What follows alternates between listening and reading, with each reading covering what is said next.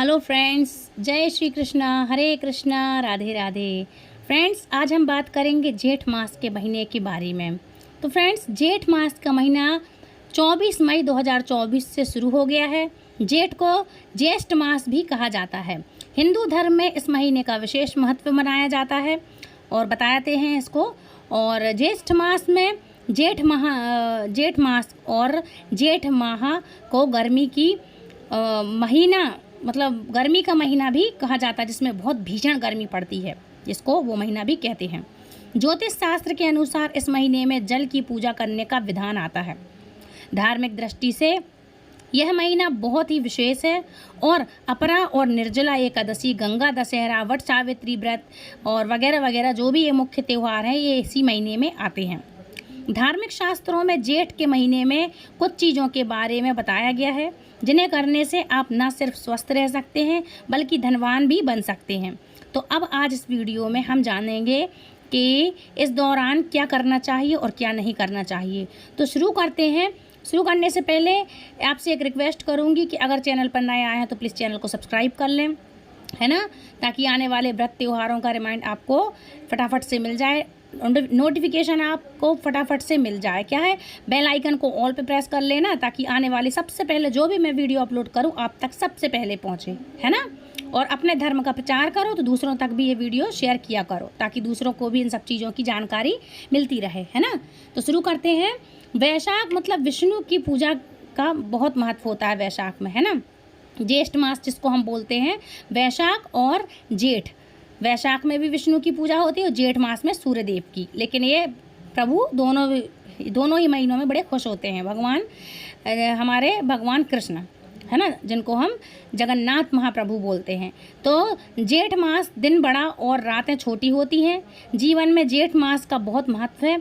यह मास प्रकृति और प्राकृतिक संपदा के महत्व को भी बताया गया है। इस मास में सूर्य की किरणें पृथ्वी पर सीधी पड़ती हैं। जेठ मास में दिन बड़ा होता है और रातें छोटी होती हैं। दिन बड़ा होने के कारण इसे जेठ बड़ा कहा जाता है, जैसे इसे जेठ भी कहते हैं, है ना। यह महीना जीवन में जल के महत्व को बतलाता है, क्योंकि गर्मी बहुत अधिक होती है ना। इसके कारण बार बार प्यास भी लगती है। और जेठ मास की दूसरी पक्ष यानी शुक्ल पक्ष में गर्मी बहुत ज़्यादा पड़ती है। महत्व पानी का मैं इसलिए बोल रही हूँ क्योंकि यदि पानी ना मिले ऐसे में तो समझ में आती है पानी की वैल्यू, है ना।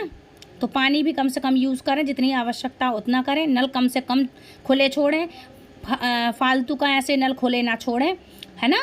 और कहीं बह रहा हो, कहीं प्याऊ में अगर पानी वगैरह, तो आप नल जाके बंद कर सकते हैं कि पानी व्यर्थ ना जाए, है ना।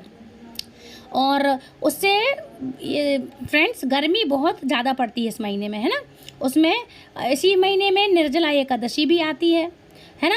तो निर्जला एकादशी का भी व्रत जेठ मास के शुक्ल पक्ष की एकादशी को होता है। यह व्रत जल के महत्व को बताने के लिए ही बताया है। इस महीने में धर्म कर्म का भी विशेष महत्व होता है। इस मास में कुछ कार्यों को करने से भगवान विष्णु का आशीर्वाद बड़ी ही जल्दी मिल जाता है। देखो, एक कहावत है, जेठ मास जो दिन में सोए ओकर जड़ आसान में रोए। इसका मतलब है जो व्यक्ति जेठ मास के महीने में दिन में सोता रहता है वह रोगी बन जाता है। उसके अलावा जेठ में दोपहर में पैदल चलना भी मना किया गया है, क्योंकि गर्मी बहुत तेज़ पड़ती है इस महीने में। भीषण गर्मी में पैदल कौन जाता है बाहर, है ना। तो इसके कारण ये बताया गया है। तो इस समय में धूप सबसे ज़्यादा प्रचंड होती है ना, शरीर को जला देने वाली होती है। तो ज़्यादा चलने से व्यक्ति को गंभीर बीमारियां हो सकती हैं, है ना। पानी की कमी हो सकती है शरीर में, तो इसके कारण गंभीर बीमारियां हो जाती हैं। आपकी जानकारी के लिए बता दूं, जेठ महीने में बैगन खाने में दोष लगता है। मान्यता है कि जिनके ज्येष्ठ पुत्र मतलब बड़ी संतान, बड़ा लड़का है, बच्चे जो भी हैं, तो ज्येष्ठ संतान, सबसे बड़ी संतान जो जीवित हो, उन्हें इस पूरे महीने में बैगन का सेवन नहीं करना चाहिए। उन्हें बैगन के सेवन से बचना चाहिए, है ना। ज्येष्ठ महीने में बैगन खाना संतान के लिए शुभ नहीं माना जाता। ज्येष्ठ मास में संबंधित एक बड़ा इंटरेस्टिंग फैक्ट मैं आपको बता रही हूँ।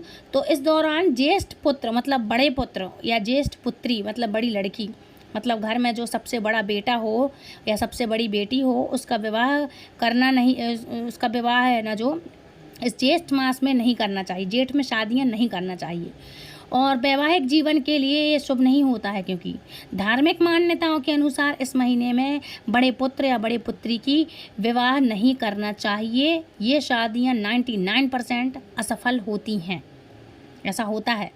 अगर हो सके तो ज्येष्ठ के महीने में केवल एक समय भोजन करें, है ना।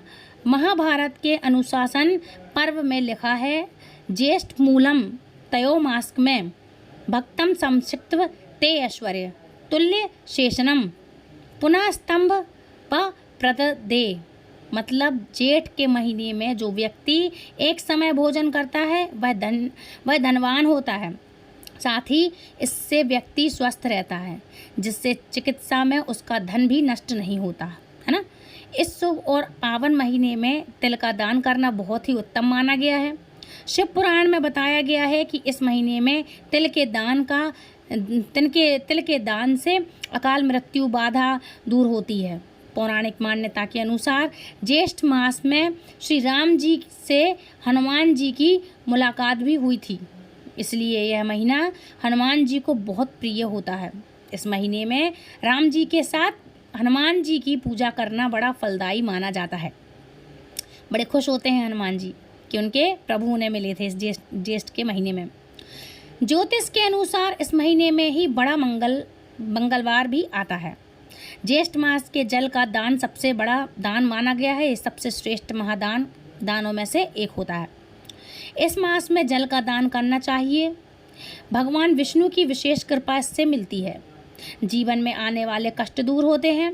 ज्येष्ठ मास में प्याऊ लगाना, नल लगवाना, पोखर तालाब का संरक्षण करना बहुत अच्छा माना गया है। अच्छा, इसके अलावा पशु पक्षियों के लिए भी जल की व्यवस्था करें, बहुत उत्तम होता है। इसमें ज़्यादा कुछ है भी नहीं, अलग अलग जगह पर प्याऊ लगवाएं, है ना। आप अलग अलग जगहों पे प्याऊ भी लगवा सकते हैं। कुछ नहीं तो ठंडा पानी का मटका रख दो ताकि लोग रास्ते में चलते हुए आए तो उसको पी सकें। छत पे कुछ चीज़ों में अपने जल भर के रख दो, अन्न रख दो। पशु पक्षी चिड़िया वगैरह जो बहुत कम ही बचे हैं लेकिन जब आते हैं तो पी लेते हैं। कई चिड़ियाओं को मैंने खुद छत पे देखा है, छोटी छोटी जगहों पर मैंने रखी हुई हैं भर के मटकियाँ छोटी छोटी, उसमें नहाती हैं चिड़ियाँ, है ना, तो उसमें नहा सकें, है ना। इस महीने में आपको पंखा, छाता, सत्तू आदि का दान करना चाहिए, है ना। वृक्ष और जो भी प्राकृतिक चीज़ें हैं उनकी भी रक्षा करनी चाहिए। जो भी वृक्ष है, अब जो भी है उनकी वृक्ष वगैरह है, पीपल वगैरह, इनको लगवाएं, उनकी रक्षा करें, पेड़ को काटें नहीं, है ना, उनकी रक्षा करें, बेकार में उनको काटें नहीं, क्योंकि उनसे ही हमें ऑक्सीजन मिलती है और हम काट रहे हैं तो पता चल रहा है कितनी गर्मी पड़ रही है ना। तो बहुत अच्छा होता है उनकी रक्षा करना, है ना। इसी के साथ मैं उम्मीद करती हूँ इस वीडियो में दी गई जानकारी आपके लिए उपयोगी होगी। इससे रिलेटेड यदि आप कोई भी जानकारी चाहते हैं तो प्लीज़ कमेंट करके हमारे लिए बताएं, तो हमें लिखें, तो इसलिए हम और इसके विषय में आपके लिए इनके अध्याय लेके आ सकते हैं, अन्यथा हम इसके अध्याय आपके लिए नहीं ला सकते हैं। तो प्लीज़ हमें कमेंट ज़रूर करना, है ना। तो फ्रेंड्स, आई होप आज की वीडियो आपको पसंद आई होगी। यदि आपको पसंद आई तो प्लीज़ वीडियो को लाइक, शेयर, कमेंट करें। चैनल सब्सक्राइब करना बिल्कुल ना भूलें। और फ्रेंड्स, इस वीडियो को दूसरों तक शेयर ज़रूर करें, है ना। क्या कराना चाहिए, क्या नहीं करना चाहिए, ये बहुत ज़रूरी जानकारी होती है, तो प्लीज़ दूसरों तक शेयर ज़रूर किया करो। ओके फ्रेंड्स, मिलती हूँ ऐसी इंटरेस्टिंग जानकारी के साथ नेक्स्ट वीडियो में। तब तक के लिए फ्रेंड्स, राधे राधे, हरे कृष्णा, हरि बोल।